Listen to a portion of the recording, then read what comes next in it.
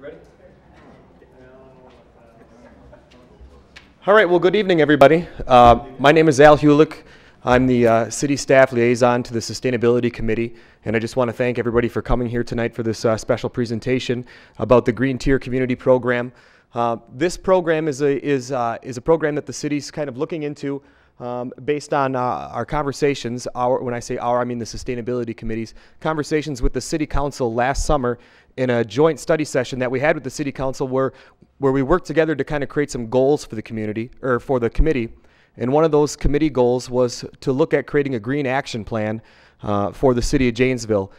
The committee has done some extensive research and spoken with our presenter tonight, and we thought that this may be a good option for that green action plan. And as you'll see tonight, this is a program that's been adopted by several other communities in Wisconsin, so it has a little bit of a track record as opposed to the city of Janesville trying to go out and create their own green action plan. We thought that this would be an excellent alternative. So that's how we got here tonight. But I just wanted to give a couple of brief introductions. Mostly in the front row here, we have the Sustainability Committee: Allison Roulette, Ann Heiser, Bob Douglas, Julie Backenkeller, Kevin Bishop, and then I just saw Dan Swanson sneak in. Oh, there he is right there. That's how good he snuck in. And then also we have, looks like the majority of the City Council here tonight. Up front we have Yuri Rashkin, in the back Deb Donger-Adams, Kathy Voskel, Russ Stieber, Council President George Bruner, and Sam Liebert is there as well. We're joined by a couple city staff members, Terry Nolan, City Manager Eric Levitt, and Director of Public Works Carl Weber's here as well, including myself. So I'd like to introduce Steve Hinicker, who is going to be your presenter for this evening. And Steve's going to have a brief presentation. He told me it's going to be 3 to 4 hours, I think is what he said. So it's going to be a little difficult to hold, but no, it'll be about 30, 45 minutes.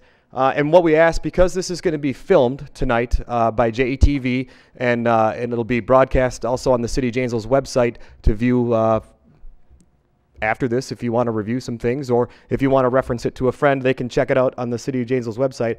So what we ask is, we'll have Steve give his presentation, and then we'll go around with a wireless mic after the presentation if there's any questions. We just want to make sure that your questions are heard by those folks that are listening at home as well as here in the audience. So that's what the introductions I have for you. So we welcome Steve.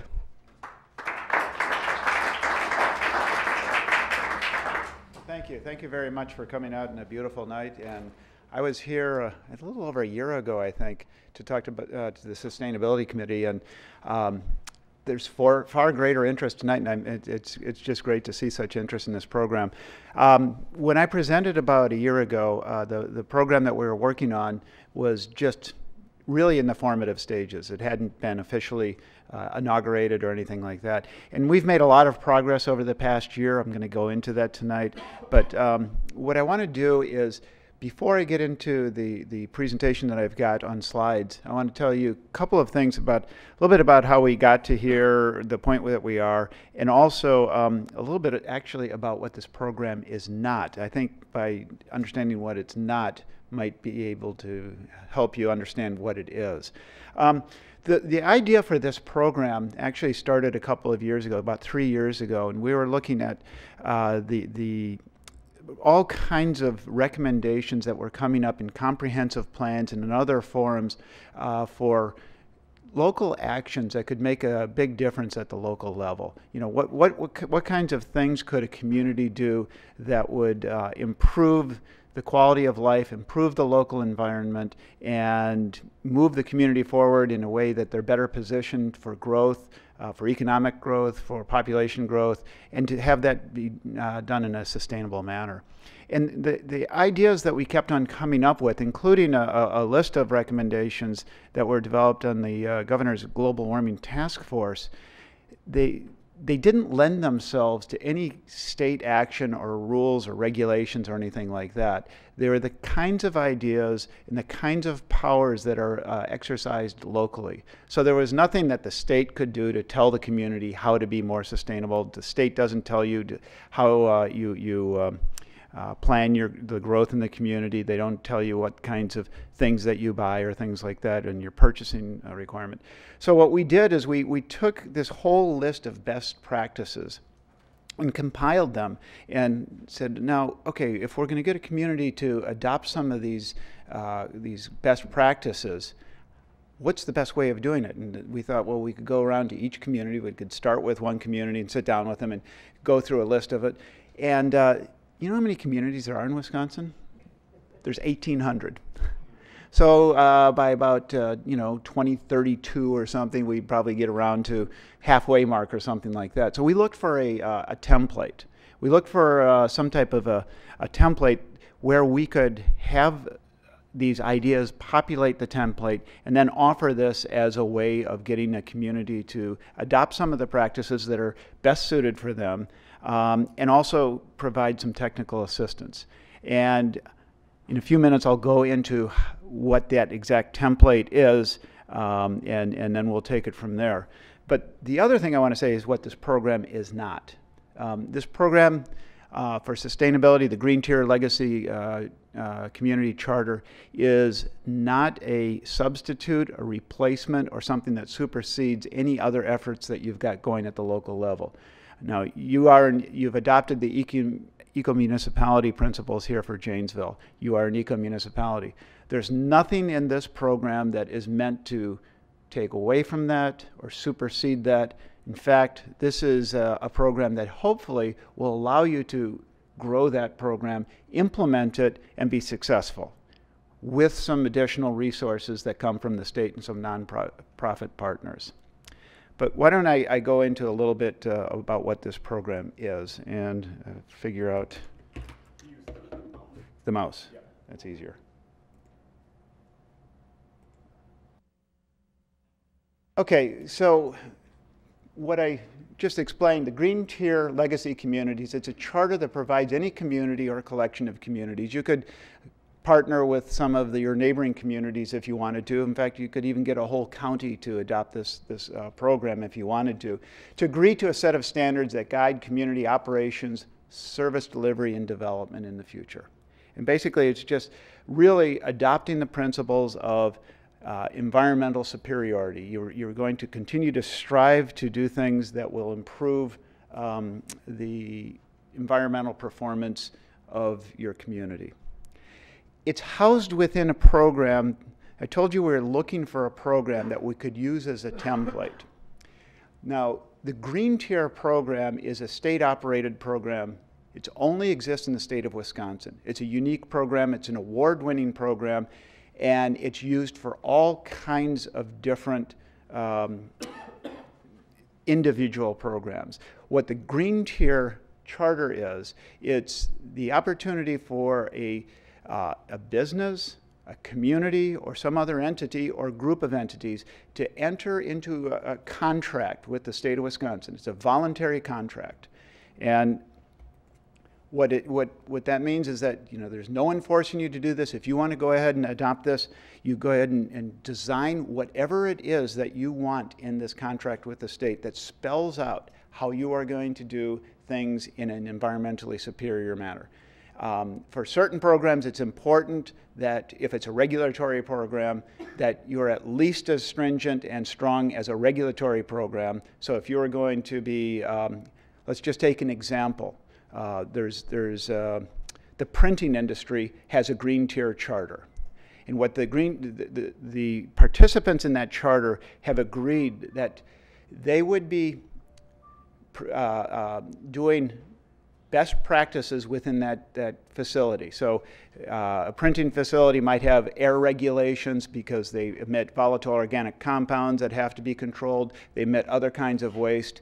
So they have to adhere to all of these various regulations. But under the Green Tier Charter program, that industry could say, look, we think that we can do a better job if we devised our own set of regulations that would do better than what you have at the state level.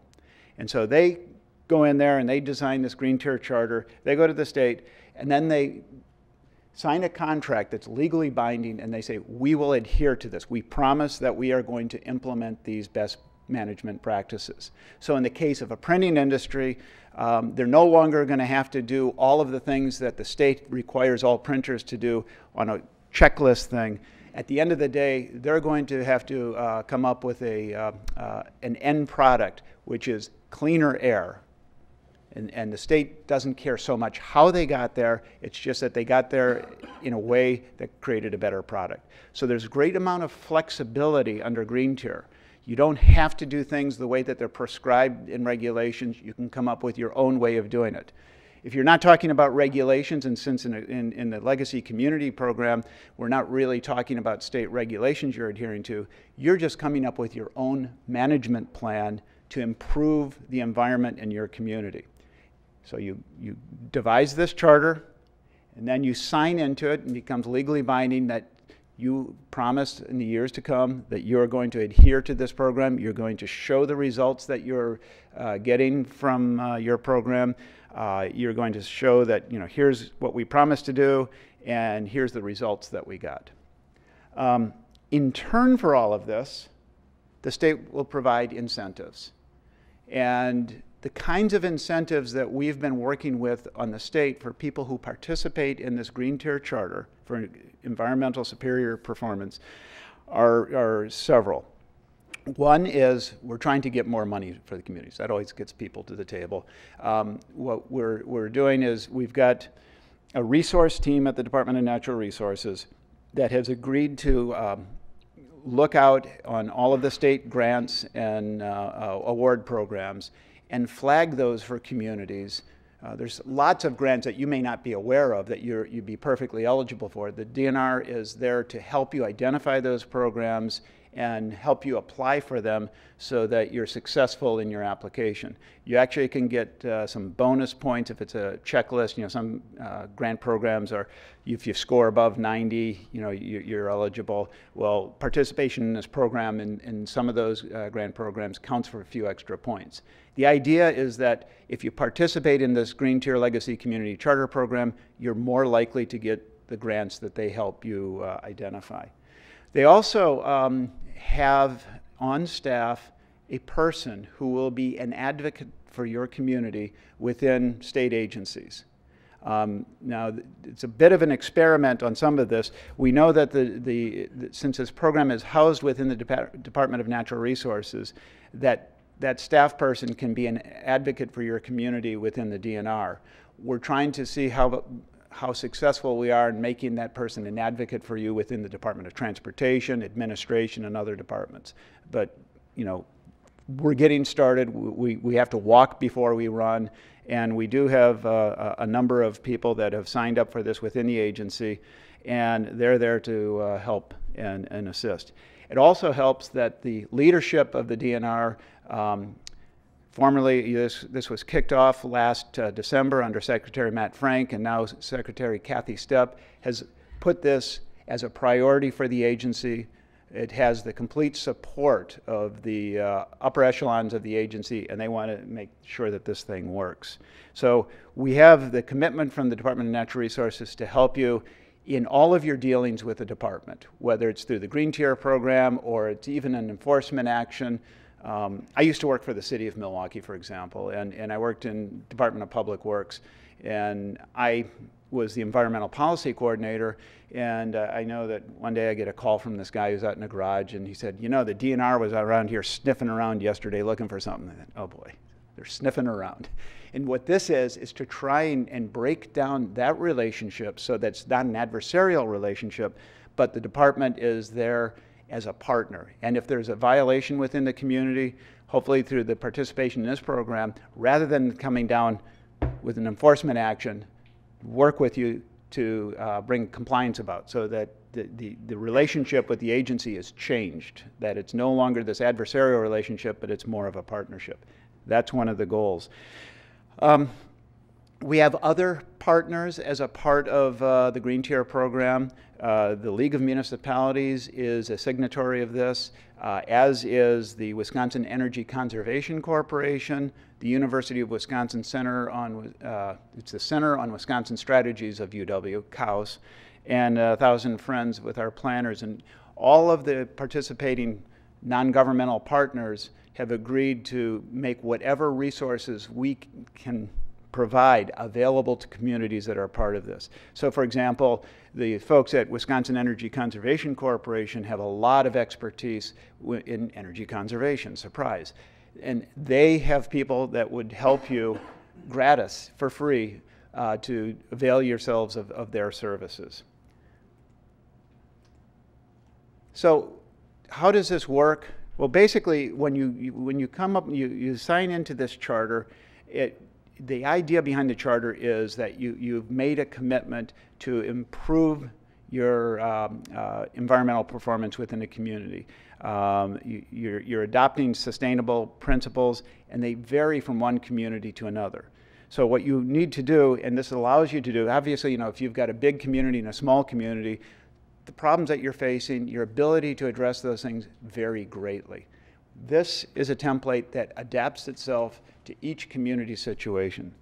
So we look at services, operations, and development within a community as the things that we're really trying to address. And for example, when we talk about services, we're talking about things like your transit that you offer to your community, your waste, your recycling. What kinds of things can you do to put less material in a landfill? Back to the transit, what could you do to improve your transit services to a greater number of people in your community? How can you make your walkability better, and pedestrian and bicycling opportunities? It worked in England. And then what else can you do with your infrastructure, your sewer and your water services? We also look at the operations within a community. And you look at things like your municipal buildings. There's supposed to be an energy efficient shot of your municipal buildings that didn't show up. Street construction, looking at making sure that you evaluate the potential of one of your streets to better accommodate pedestrians or bicyclists in conformity with the complete streets law that we've adopted in Wisconsin. Procurement, what kinds of things can you do to reduce the unnecessary purchase? What can you do to maximize efficiency in buying things? If we've got a number of communities and they're going in to buy cars or something like that, you can get better buying power on more efficient cars or something like that. And what can you do with your municipal fleet? That's where a lot of your energy goes. And then also looking at urban forestry. What are the values of improving your landscaping within a community? Looking at reducing heat islands, improving property values and the like. And then when we talk about development, we're looking at the ability of a community to improve its development capacity by addressing problems like brownfields. This is Menominee Valley in Milwaukee, a large brownfield area. And what kinds of remediation. The folks in the brownfield department at the DNR are particularly active in this Green Tier program, and Darcy Foss and the other folks in that program are bending over backwards to try and make sure that every tool that you have available is made available for redeveloping formerly contaminated parcels of land. Looking for infill development, restoration and renovation of older buildings that have potential for great value within a community. So we try and look at all of these things, and also what we want to foster within a community is when you look at what the government controls, what a municipality controls, the streets. We looked at all of those things like the construction of streets and the stormwater and things like that. It's really only a small part of a community. I mean, you've got so much private property. There's so many businesses that control things. How can we create a partnership with these other entities so that they are a part of the solution? So that rather than having the municipality doing its thing and then you've got the residents and business all doing different things, what kinds of partnerships can we bring together so that when we look at increasing tree canopy, something as simple as wanting to get more trees, how do we get a partnership with private landowners so that they're a part of that, so that we don't just put a bunch of trees on city-owned property, but we go out to privately owned property and we have the whole community investing in this. So we want to foster that kind of activity. It does a couple of things. It extends the reach of your efforts and makes it more successful and more likely to have a real impact. And you're also building a constituency for your program. There's nothing, if this effort only costs money and doesn't have tangible results that the community can point to, it's headed to failure. People are not going to rally behind it. They're going to demand that you stop wasting your money on it. What we want to do is make sure that there's people are part of the success, and they grow this, and you have a broad constituency for moving forward.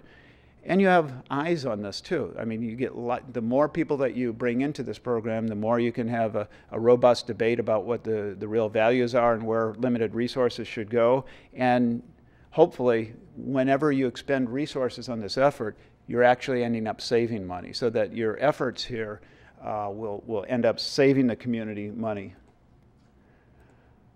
So what we do is we work with the community. You figure out where you are on any one of these general areas. You know, if you're an older industrial city, you might have more brownfields. If you're a smaller farming community, maybe brownfields isn't your concern, but you want to develop a network of streets for a new development. Whatever your community is, you decide what it is that you want to address in your sustainability effort, and you establish your baseline. It's simply where you are. It's how many transit riders you have right now. It's how much runoff you have.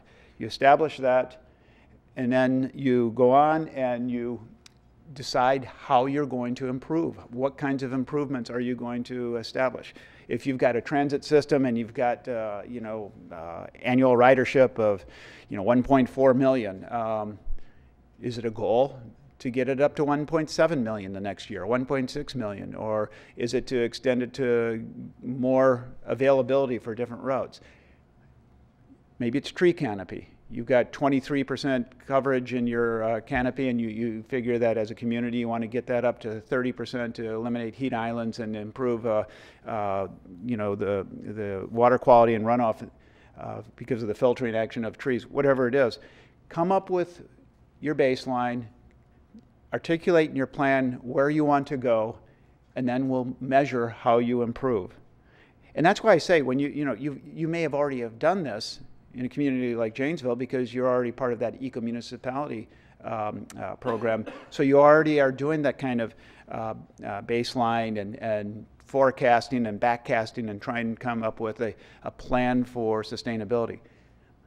You can substitute your eco-municipality plan for going through this. It's kind of a third-party certification. Where this comes in as your benefit, if you just want to continue with your eco-municipality, is that you substitute your eco-municipality plan for your sustainability plan. It becomes the same thing. You show how you're going to make progress, and then all of these other benefits accrue from the state, whether it's the advocate within the DNR, whether it's the programs for grants that are more widely available, the technical expertise, or maybe it's the recognition, the ability to proclaim yourself as a green tier legacy community.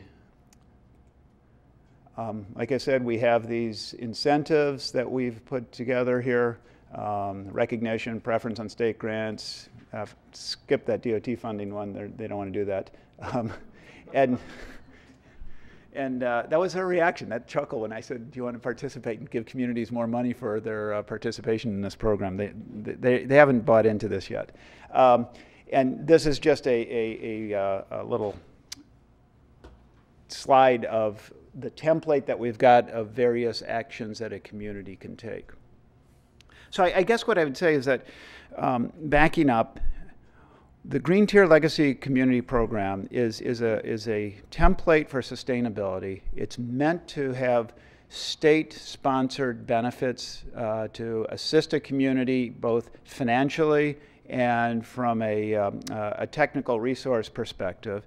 Right now, the program was kicked off in December, and it was signed. We limited it to 5 communities at first, and those 5 communities are Appleton, Bayfield, the village of Weston, cities of Fitchburg and Middleton.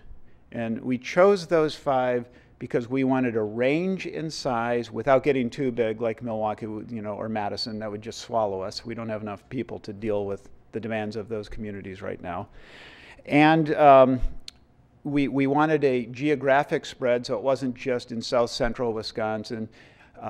Realistically, there's a few more that we would have added if we had a little bit more capacity. River Falls was really interested in joining it, but we just couldn't justify the driving time, like 4 hours to River Falls and things like that. So we've got our 5 communities right now. The 5 communities are going through this process of establishing their local baselines. Most of those communities are fairly sophisticated. Well, all of them are, but 4 of them actually have written sustainability plans that preceded their participation in Green Tier, and they're going to submit those pre-existing plans for their Green Tier sustainability plans, and then we'll go ahead and monitor their progress over the course of the year. We froze it at 5 initially because we wanted to make sure that the agency, the DNR, was fully capable of meeting what the demands, the unknown demands of these communities were. It's working out very well right now. We're having our next meeting. It's a tough job. We have to go up to Bayfield in July to have our next meeting of our Green Tier Legacy Community Charter folks. We're going to formalize some of the plans and some of the template, and then I'm hoping that we open up the charter at that point to another 5 to 10 communities. We want to take this slowly. We don't want to go too quickly because we're worried that if we have 20 communities, we're not going to be able to even know how to begin to meet the demands. We're sure that we can meet the 5. We're pretty sure that we could do another 5 right now and maybe up to 10. I would tell you right now that there's a number of communities across the state.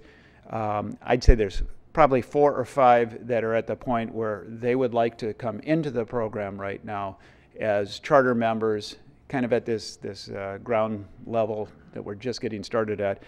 And I think we're ready to do that. We would gain from the additional participation of other communities. I hope that wasn't too rambling, because the difficult part of this is that there's this Green Tier Charter which exists all separately from the Sustainability Green Tier Charter, and it's kind of the umbrella program, and this is one of the ways of feeding into it.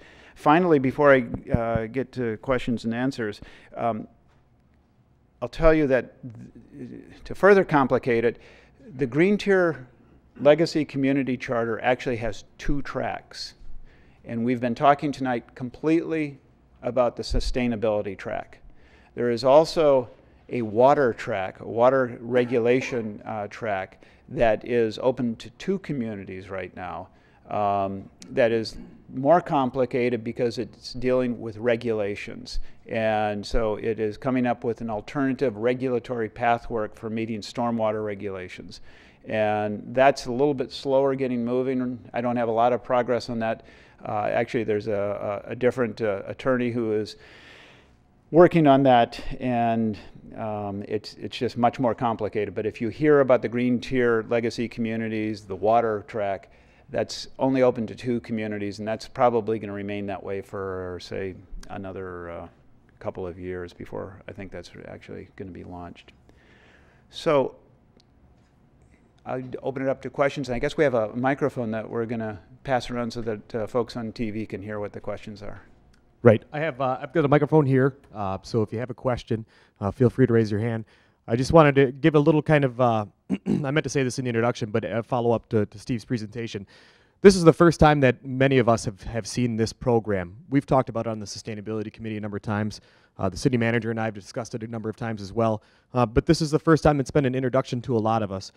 So I don't want anybody to get concerned that this is already in the works. This is just a presentation, informational presentation from Steve and his group. The committee has shown its support for this program, but it's a learning process. And as Steve points out, it sounds like it's a learning process still for you guys too as you move into it. So I just wanted to give that as a precursor to any questions that you may have about the process or where we're going to go from here. There's still a lot of discussion that would need to happen amongst city staff and obviously with the city council. So that's where we're at right now. This is step 1 for most of us. For some of us, this is kind of step 2, but that's where we're at. So if you have questions for Steve or even if you have questions for the administration, feel free to raise your hand.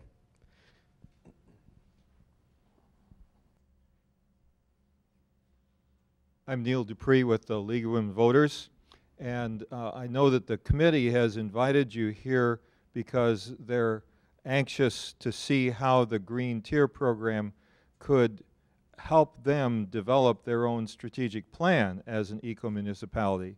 I noticed that you, in your presentation, said that 4 of the communities already had a plan that they just folded into the Green Tier program. What if we don't have a plan yet? Would it still work? Can the Green Tier program help us to develop such a plan? Yes, and that's what I think is one of the nice benefits of the Green Tier program, is that you have this body of knowledge and people that are willing to share that. You know, even if you don't join us, you can get access right now to those 4 plans and take a look at what's in them. At our meetings, we'll be talking about, you know, what are the successes of individual plans, what's the best way to tweak it. We're going to have a workshop at the annual meeting of the League of Municipalities in Milwaukee in October, and we'll be talking about some of these things. But again, it's the idea of sharing this information. So if you don't have a plan, you can talk to the folks in Middleton and Appleton and Weston and Fitchburg that do have plans and see which approach works best for you. There's certainly no problem at all with coming into this program without a plan. Again, our feeling on this is that wherever you are on the chart of sustainability, if you're way down here, you just haven't gotten started, or you're way up here and you're really doing great stuff, we want to make this program work for you. If you're down here, we'll help you get to that next level. If you're up here, show us what you're doing so well, but we'll help you even get up to this next level. It's always just moving that ball forward, that dial up, and helping communities do that.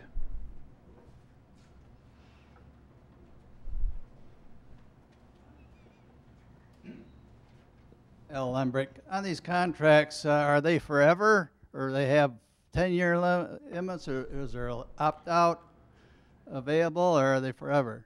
I think, you know, I'd have to check on this. I think that we started this with a 5-year contract. Keep in mind, when I've talked to the DNR about this, and they have other Green Tier programs, I ask them, you know, what is this like? You know, what if somebody's not performing? You know, do they go to jail, or, you know? And the answer was no. If it's not working, you know, because people come to this as a volunteer, no one said you have to come into this. It's totally voluntary. Most communities are doing it because they want to do something that they hope will work for them. But if it's not working, there's no penalty for walking away from it. Just tell us. You know, just say, you know, it's not working for us. We want out. There's no penalty or anything else. But the value of having that contract is that as long as you're adhering to that contract, all of these services are available to you. But if you just say, you know, this is just doesn't work. It's okay. Well, no, you can walk out. You can get out of the contract by just saying, I no longer want to participate. It's that easy. There's, yeah. Legally binding if the city signed that. Right, it is. It is legally binding. Okay, let's walk through this. Okay, you come up with your sustainability plan, and you offer it to the DNR, and you say in writing, we are going to implement this. And the DNR says, great. As a result, as a consequence of your doing this, we as the Department of Natural Resources are going to have these services available to you. We're going to have an advocate, we're going to have these breaks, these nonprofit partners are going to provide services. Now, if you are breaking that contract by not in good faith trying to implement it, well then the agreement amongst those other parties is null and void to have to give you that kind of assistance. But as long as you are participating in good faith in this contract, the state and the other partners are going to offer their services. And you can break that contract either by a direct action saying, we want to sever this relationship, no hard feelings, it's over. And those services and that recognition are no longer coming to you. If you break the contract by not implementing the things that you say you're going to do, then the conversation comes, well, look at, we don't think you're really doing this. We're going to stop offering this technical service and all these the recognition, because we don't think you're continuing this contract. But that's where the legal binding part is. And the next question is, will this create more employees at the DNR and at the state level? And is the city going to have liaisons, extra people to meet with those people? Because I think that our city employees, a lot of them have enough to do right now. I mean, absolutely. Are we this No. going to create more manpower? If this creates more the goal here, and I should have stated this earlier, the goal here is less. And I'll give you an example of one thing that we're trying to do right now as a benefit for municipalities. Municipalities have all kinds of reports they have to give to the state. The recycling report, grant reports, this report, that report. We're looking into whether or not we can have a single report that's a bridge, that's shorter than the sum of all of these other reports, that could substitute, so that your reporting requirement, instead of it taking 5 employees, gets shrunken down tremendously, that the paperwork and all of that is reduced. If we're not successful, we'll stop. I mean, and I'd say that if this is causing more work for a community, we're failing, and we've got to readjust, because the goal here in all green tier programs is to reduce costs and reduce bureaucracy and all of that. So whether or not we can accomplish it, I guess we'll have to wait and see. But again, the goal is definitely to reduce your administrative load at the local level. Okay, what about the state level? State level too. I mean, the department is down by, like 30% or something over like 2 years ago in staff, and there's no plans for getting that filled. Right now, what's going on within the department, and there's a reorganization that's being proposed right now that is going to shift a lot of this kind of nitpicking regulatory stuff and transform the bulk of that to a more self-reporting type of a thing, so that rather than creating all of these little reports that you have to do, some of this is going to be lumped up and make it easier for the communities. There's just not the manpower at the state level or the local level. So what we're trying to do with this is come up with a system that reduces the need for staff at both the state and local level and the cost. Whether we're successful or not, it remains to be seen. It has worked fairly well. A Mercury Green Tier charter, the state was coming with some pretty stiff requirements for mercury reduction, and it was going to cost these communities lots of money, especially their sewage treatment systems. Paul Kent, who is an attorney who is working on the water component of the Green Tier Legacy Communities Charter, came up with a Mercury Green Tier Charter, mercury reduction for communities. And the communities under that charter, by sharing information and best practices, outperformed the non-participating dramatically and saved money too. And I should get a report on that to you, because through the Green Tier program, through the voluntary actions, rather than making them the regulatory pathwork, they were able to achieve greater reductions in mercury in their waste stream at a lower cost than the regulatory program. So whether we get there, I can't tell you we've gotten there, but I can tell you that's the goal.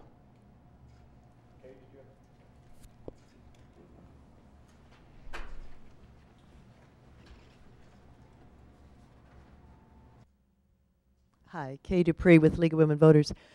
With these 5 communities that are already signed up, what are some of the environmental superior results that they're working toward? Can you give some examples? Well, Middleton, well, let's start with Fitchburg. Fitchburg is, I mean, at this point, what they're doing is they're pointing at what they've already had underway, because it's so new. They've only been here for a couple of months, this whole program. But Fitchburg has got they've got a green team which meets regularly to look at green strategies for the community, and they have all kinds of various events to promote recycling and mustard, wild mustard removal and things like that. What's it? I laugh because we're overwhelmed with that. Garlic mustard. I couldn't think of the right word. Yeah, I was pulling some out on the bike path last night. They also have a geothermic heating system for their new library, and they've got a number of initiatives like that. Middleton was especially happy with their trail development within Pheasant Branch Creek, which is very scenic area within, it's a conservancy within the city of Middleton. And what they wanted to do was develop a pathway system for people to enjoy the conservancy. They ran into the buzzsaw at the Department of Transportation, who said their paths had to be bituminous, and they wanted to have permeable. And the DOT said their paths have to be straight. And he said, well, we'd rather go to the contours of the land and go around these trees. And they had quite an effort just to develop a pathway system of permeable paths that kind of wove around the existing topography.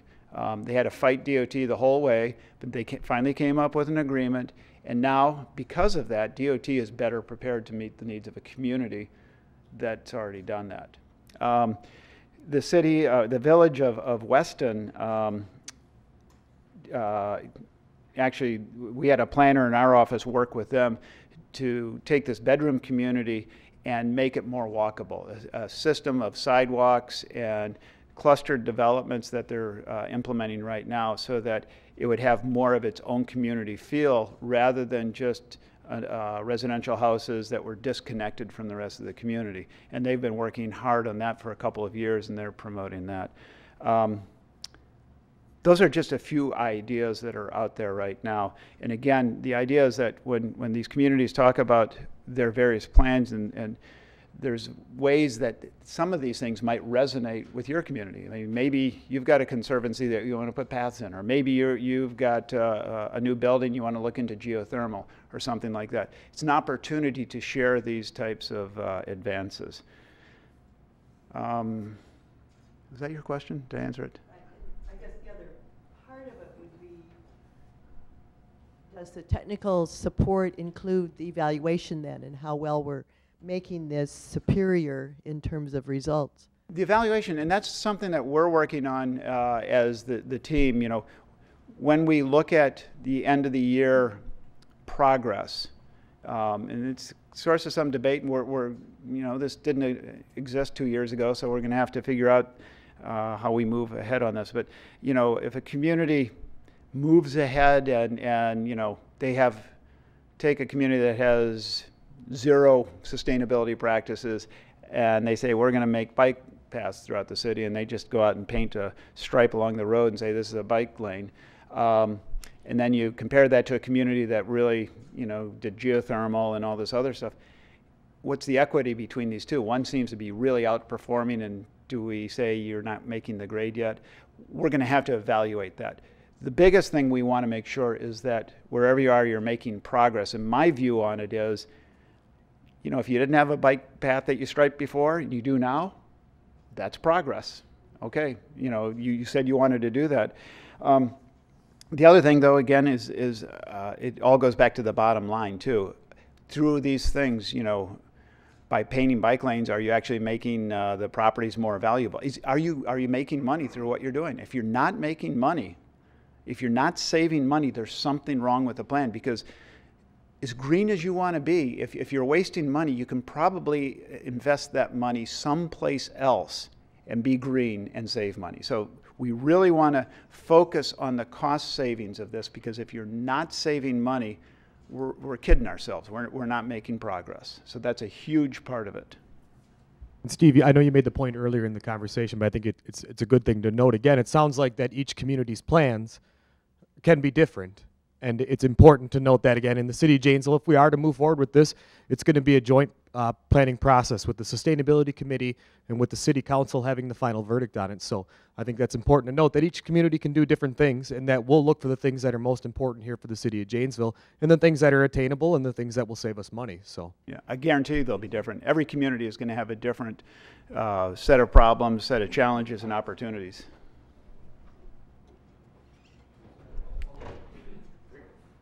Thank you. And I'm reading directly off of your slide. You talk about voluntary contract. The key word there is contract. Then the other part was regulatory program, the key word being regulatory. Legally binding. It is still legally binding. Then you talk about 2 tracks, and one of those is water regulation. In this area, there are a lot of outlying farms, farmettes. Now, water regulation, farm runoff, we know, that is a problem. That all comes back into regulatory, legally binding. You have to show progress. Right. So can you address that, please? Yep, the folks in the Green Tier office always, and I'm beginning to get an appreciation for it, they get very upset with me whenever I say regulatory, because this is not a regulatory program. But here's the deal. Let me explain, try this one more time. The regulatory aspect of this is that there's 2 tracks of the Green Tier. One is the sustainability. The sustainability track has almost no state programs that are being affected. There's on sustainability. I can't think of any right now. Like if you're looking at improving the fuel efficiency of your fleet, there's not a state requirement that you do that. That's just something you want to do. If you want to increase your tree canopy, there's benefits of that, but there's no regulation involved. That's just something you want to do. If you want to increase your recycling rate, there's probably no regulation. If you're already recycling, you don't have a rate requirement, but you want to improve it. Those are the things that are under the sustainability track, okay? What about a wind turbine that is close to, say, a school, but it is also close to a neighborhood and the neighbors don't want it, and property values are affected or whatnot? That's nothing that's affected by this. But that is part of sustainability. Well, that would have to go through the regular city approval processes through Plan Commission and. Have legally binding regulatory program. Well, let me just finish with this. Trying to implement to get funding. Yeah. Now let me just finish. We don't have anything regulatory yet. Let's just keep the regulatory separate for a minute. Again, the contract which is legally binding, I tried to explain that. You voluntarily enter into it and you can voluntarily leave it. So it's like, yeah, that's the way it works. But not just the few that are affected. That would have to be approved by the city council. Again, you go back to, it's a big hassle to go back to,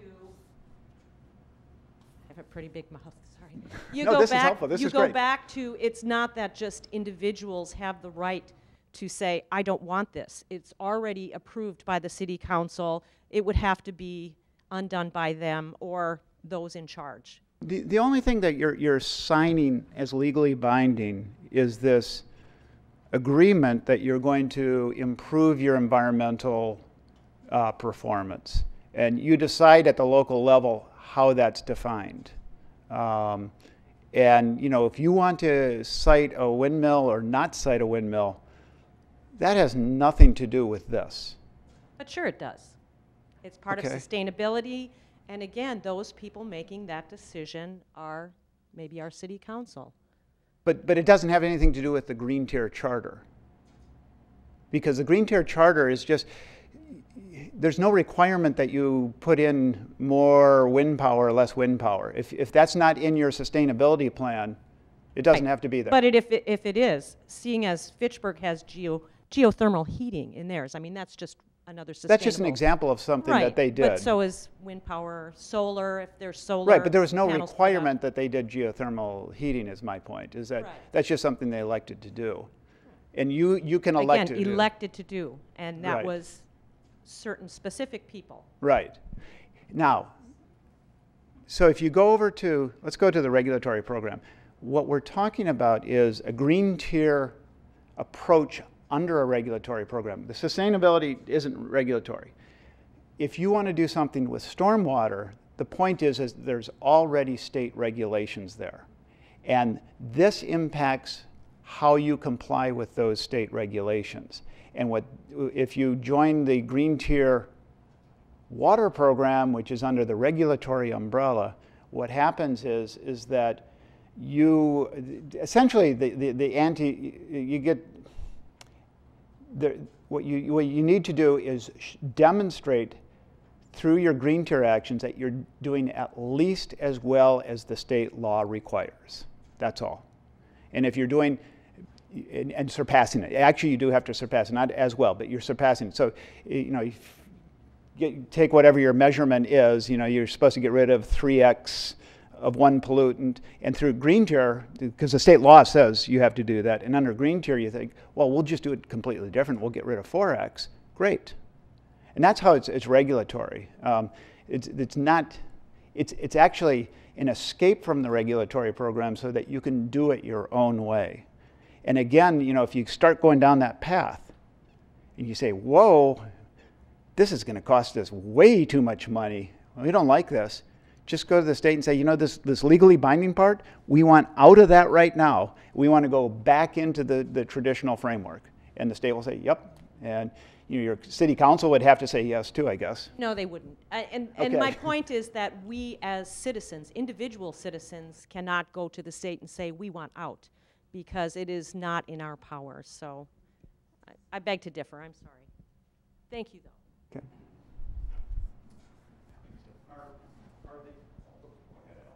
Yes, I have a couple questions, I guess.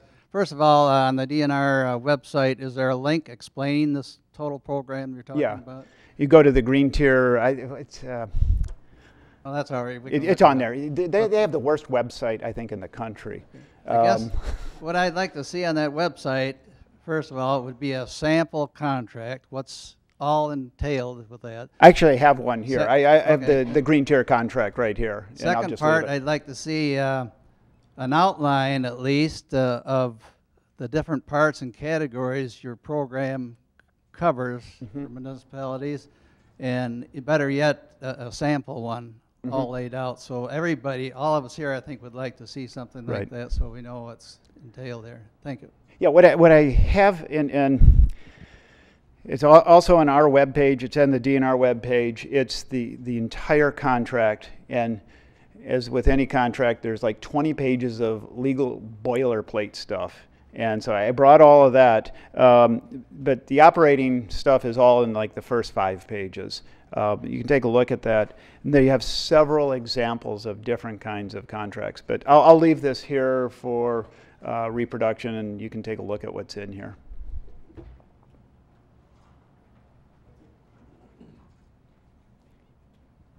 I'm Nancy Zolaitis. I have a question about the dynamics of the contract. Let's say the city, the sustainability committee, and the local government decides on a certain template, a certain environmental plan. And then all of a sudden maybe they apply for a grant and get some money to put solar panels on, and now wants to include that or wants to change the focus because now they have some seed money. How difficult do you see the plan actually being able to be changed? You just put it in there. There's no difficulty in changing it. If you get some money and you want to do that, when you do your annual report, you just say, we had this opportunity, we took advantage of it, and we did this. I mean, I think that one of the things about this whole program is that its flexibility is enormous. I mean, it's a legally binding contract, but if you look at a contract, what's in there, the contract part is you're going to do superior environmental performance, and you're going to document it. So if an opportunity comes along that you never anticipated, do it, and then just report on it. It's not meant to be restrictive. Most contracts, I think, are meant to be restrictive. This is meant to give you flexibility to adapt to those types of things. So if you come across a new idea and you want to do it, go for it. And then tell the other communities that, we did this and it was really a good idea. You should try it too. I have another question about the metrics. Yep. For each of the items. Does the city itself decide upon those metrics? Yes. Okay. I mean, you look at, one way of looking at tree canopy is a percentage of cover. Another way of looking at it is, the different kinds of trees you have or whatever. You decide for yourself. This is not a top-down type of a program. This is meant to empower the community to do things, not to restrict it. And we're trying to get out of the idea of, well, we know what's going to work best. You have to measure it this way. And if you're not doing well by our measurements, you're failing. Well, we don't know what the best way of measuring it is. And we're going to rely on people that are closer to it to figure out, no, this is the way we want to measure it. And, the amount of flexibility that we have is the penalty for failure. The worst penalty there is in this whole program is that you're no longer a part of it. But the greatest benefit is, I think, that there's this information sharing and resources that are made available. And hopefully, again, if you're not saving money, then there's something wrong with the whole program. I'd like to know if this is so good, state of the art, why is Wisconsin the only one that's doing it? Good question. The state came up with this. This is actually an idea. It was controversial at the beginning. It came from Wisconsin Manufacturers and Commerce. And they saw this as a way, and I brought up the printing industry because they were one of the groups that was behind the creation of this idea. I'll just go into this for a second because I think it's interesting. If you look at a printing facility, a large printing facility, they have lots of presses. And each one of those presses has lots of regulations associated with it. The kind of ink that you can use, the kind of, the amount of emissions that come from that individual press, the hours that you can run it, all these things. And it was just driving them crazy. And they said, well, look it. Right now, you have all these little controls on us, and the idea is to get less pollution in the air, right? How about if you just gave us the opportunity to say, we as a printer, we know these machines better than you regulators do, and we're going to operate them in a way that will emit less pollution than your regulations do. And the state said, well, if you can do that, we'll let you do that. But we need a program to do it, so they invented this Green Tier program. And so what happened was they came up with this idea of this charter, which said, okay, if you enter into this agreement, and this is why it has to be legally binding, you're going to tell us that you are going to reduce your emissions from these machines. And you're going to do it better than the regulations. Okay, we'll let you do that if you sign here that you'll do it. And they did, and it worked. And that's how this thing got started. And a lot of the folks in the environmental community were suspicious that this would be an avenue to get out of regulations. But the more I looked at it, the more I saw opportunities for local flexibility to adapt regulations and non-regulations, just a desire for better performance, to your own needs and get some state assistance for it. So that's kind of the way this thing started. With implementing that, would we be subject to territorializing our city, our county, if we don't? No, I don't see how you would. I don't see the connection. Well, if this city does it and another city doesn't, do you understand? What I'm saying is we watched so much going on in the state of Wisconsin. Mm-hmm. Will our hands be tied if we do or we don't? No, I think, no, this program doesn't restrict what you can do. It just gives you a tool for implementing these things. So I guess I don't see that. I'm sorry. You were talking about, let's say that they converted this building to geothermal, okay? Who pays for that? The community here?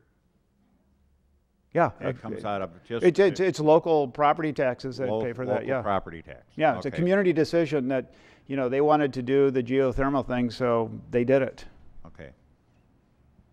Yeah. Nothing changes on those decisions at all. Any other questions?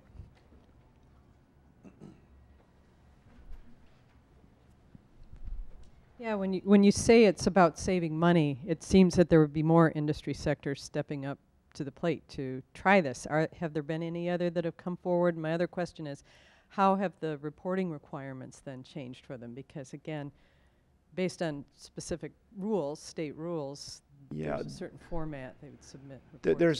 There's been a lot of industries that have come forward. I know of there's the scrap metal industry has a charter, the printing industry has a charter, the builders have a charter, though I don't think they've ever used it.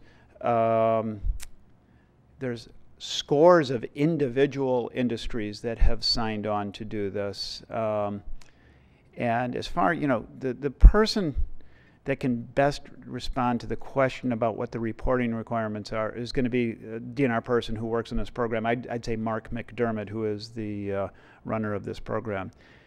And I want to go back to that saving money just for a second and give you an example of why I think saving money is so important. Right now, one of the badges that you can wear to prove that you're green is to buy a hybrid car.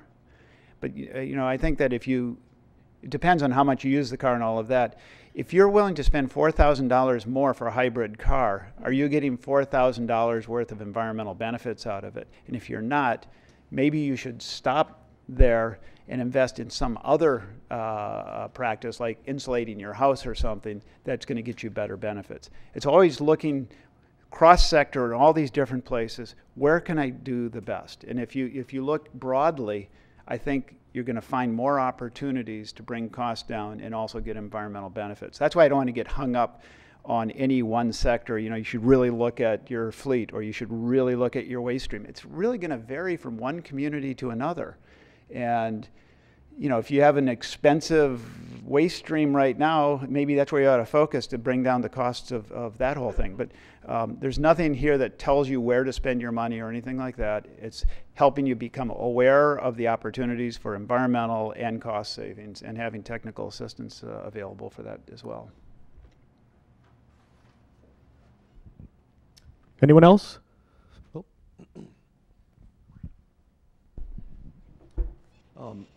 I'm going on some of the benefits you listed, and you talked about the on-staff person who's going to advocate for the community. Now, when you said that, does that mean that there's one person at the DNR who is taking care of this program, or is there like a particular person who's assigned to take care of the city of Janesville? And when we have an issue, we call them, and they go wherever they need to help us out? Is that kind of the idea? It's a great question. And yes, the latter is the answer. What's been created is a resource team. And right now it's just like, it's actually about 11 or 12 people at the DNR. And I know these people. I know a lot of people at the DNR. They tend to be the best and the brightest in the agency. And they volunteered for this. And there's one person from waste, there's another person from water, from air. Each of the disciplines have somebody at the table. And they take it upon themselves to volunteer for this program and to be the advocate for a community within the agency. So you'll get, I don't know, Dave Siebert in the energy office, and he's got his day job to do, but he really believes in this. And so you got a problem, you're going to call Dave, and Dave's going to say, okay, I'll see what I can do. And he'll make some calls and stuff like that in the agency. It's not a new staff person, it's additional work, but it's volunteer work. The people that are doing this really believe in it, and that's why they're doing it. So like Fitchburg has a person. Fitchburg, and Appleton might have a different person. That's right. So that's okay. right. And that might be the same person, might be a different person. Yeah. Okay. Have you got some specific examples, because you talked about how they would advocate, Mm-hmm. and I just wondered, to help clarify, are there some particular examples you could come up with where, because of this advocate, it in fact did help the city out with the DNR? I can't, but I'll tell you because we're too new. But I'm glad you brought that up, because our immediate focus is on getting to that point. And so we've asked our communities to do, our 5 communities to give us examples of a program that they have just completed that either like or they don't like, but to give examples of where they could have used help. Also, to give an example of a program that they're undertaking right now where they might be able to have some help, where move the project forward.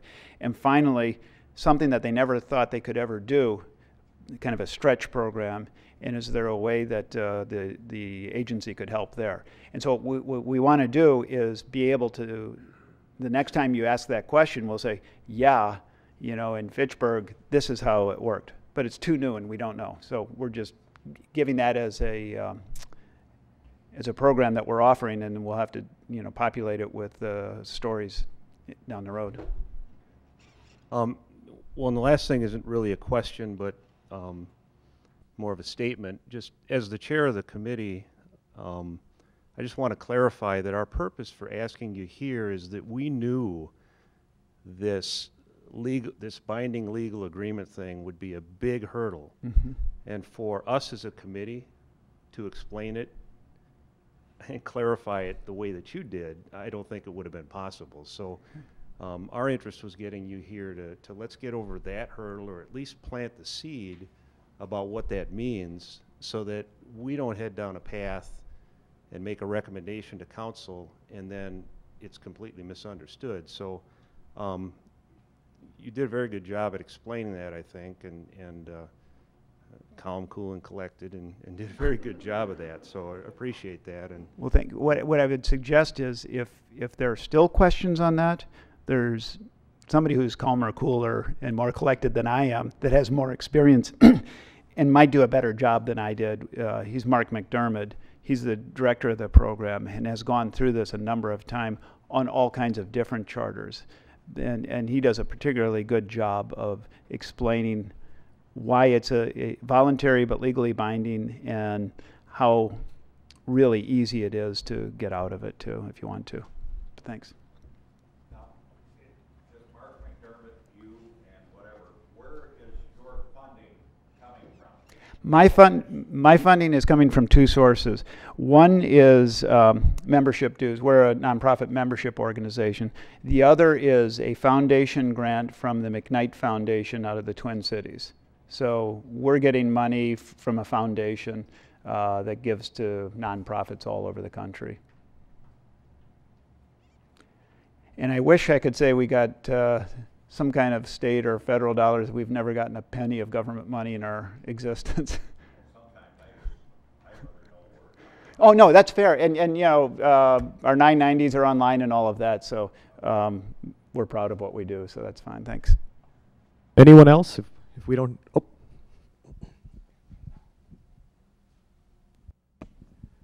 Hello, my name is Jim Pardee. I'm a Janesville resident. I've been born and raised here.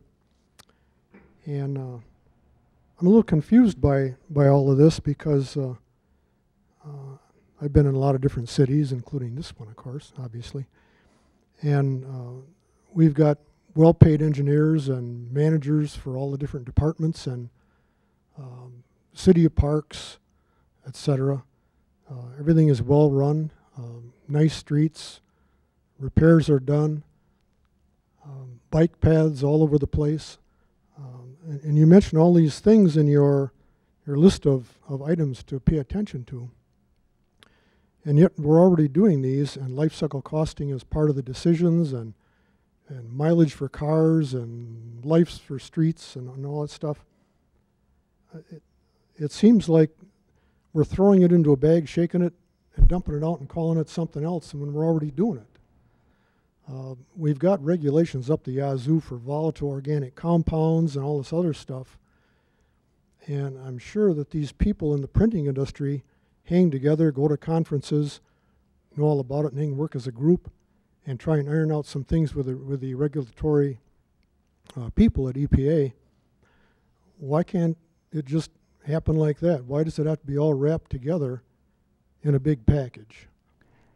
It doesn't have to be. You know, I mean, it's a local decision. I mean, you know, if you don't want to go with this, again, the idea here is that you know, there's challenges that communities can learn from the experience of other communities. For example, the Middleton thing with the paths, Or, you know, you've got the emerald ash borer that's coming in, and maybe some communities have got a particularly good way of dealing with it, and this would help you learn how to do it.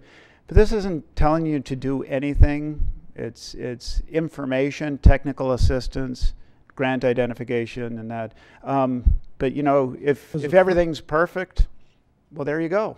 I see it as a framework, but isn't there already a framework? I mean, the bugs in the trees thing, our local agronomists would be aware of that and be networking with the state and DNR and all that. Isn't it happening already? You know, one of the things that we learned in talking at the DNR, which is really helpful to me, is the fact that we talked about these different disciplines. We have somebody from water here, somebody from forestry here, somebody from solid waste here. And it's amazing to watch the conversations, because what happens too often is all the waste people sit here and they talk about all their stuff, and they come up with really smart solutions. But they're not connected maybe to something that in you know, the forestry. And we were talking about the forestry and the waste, and they started talking, well, how are we can't get rid of this wood because it has to stay within our community. So that forestry problem is also a waste problem. And so they got talking together. It's not to say that these conversations don't happen in other places, but this is bringing people together so they kind of get out of the fact that they're just thinking about, you know, trees. And they start thinking about how it relates to everything else. And that's how really interesting conversations and ideas, I think, come out of this. But, you know, it's not for everybody. Yeah, it sounds like it's a framework for networking. It is, yeah. Yeah. Definitely. A lot of those frameworks already exist. That's I don't know right. if you're aware of them, but absolutely, they do. That's a good observation. Yeah, definitely. I've been involved with environmental things a good share of my life. I've blown more money than I care to mention on housing and off-grid power system and all this kind of stuff. Natural foods, you name it. And what I've learned is some stuff works and some doesn't. And I've been in engineering all my life, and I like to really research things. And I'm curious, is this whole movement based on the global warming movement then? Is that kind of the underpinning of it, or? I'd say there's a lot of things that came out of that discussion, because, you know, it's funny, when we were looking at global warming, we were looking at transportation sources. And what we found was that many of the strategies that we're talking about doing had benefits that you would want regardless of whether there was global warming or not. There was just other benefits that accrued to the community.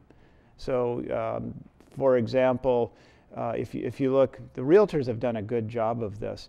They look at walkable communities and property values.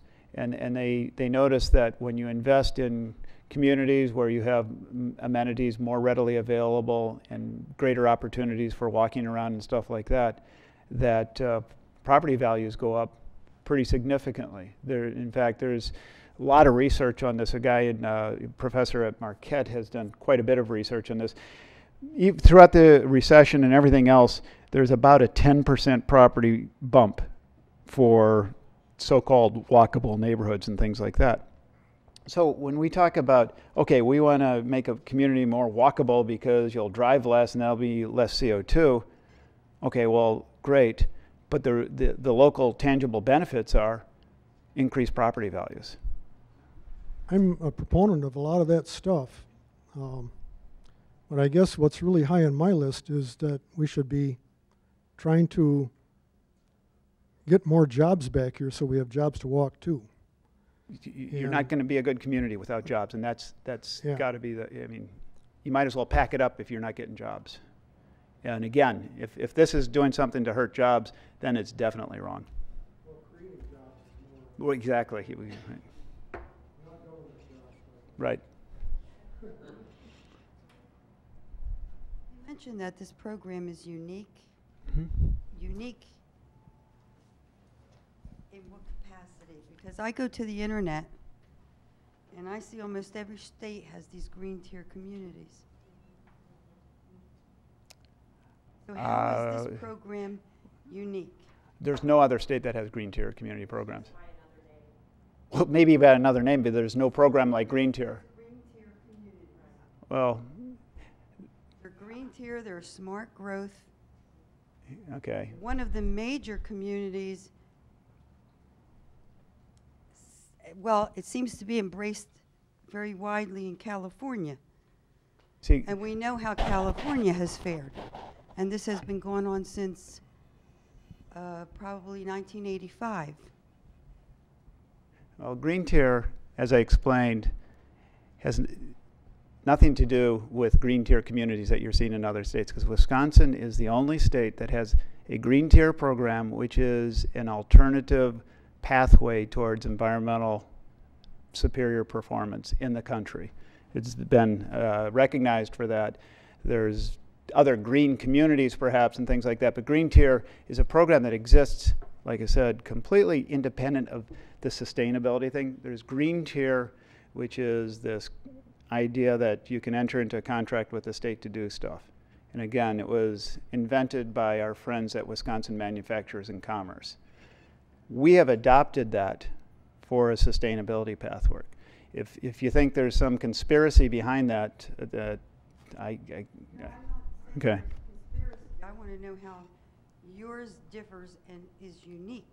Well, it's that Because no other you- state has this you said green. It was unique. It is. There's no other state that has the green tier that allows you to create this partnership with the state. The green tier part of this is the ability to create a contract with the state and get environmental assistance and recognition and some leeway, flexibility if you're under a regulatory program, that they can waive some of that regulatory requirement in turn for you approaching it in a different way. And it's just a fact, there's no other state that has adopted this yet, at least that I'm aware of. And you know, you can talk to Mark McDermott over the DNR, but we haven't seen it. And so what we've done is we just took that model and said, you know, if it works for industries, it might work for communities as well. And that's what we're trying here.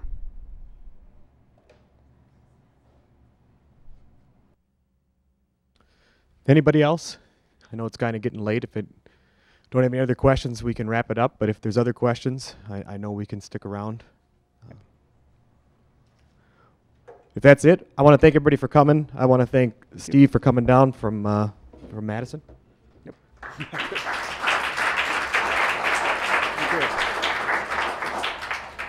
So thank you, everybody. Thank you to the City Council, Sustainable Janesville Committee, JATV, and the city staff that were here, folks from the county, and everybody else who made it out tonight, and those who are going to watch this later in the future on the internet. Thank you, guys.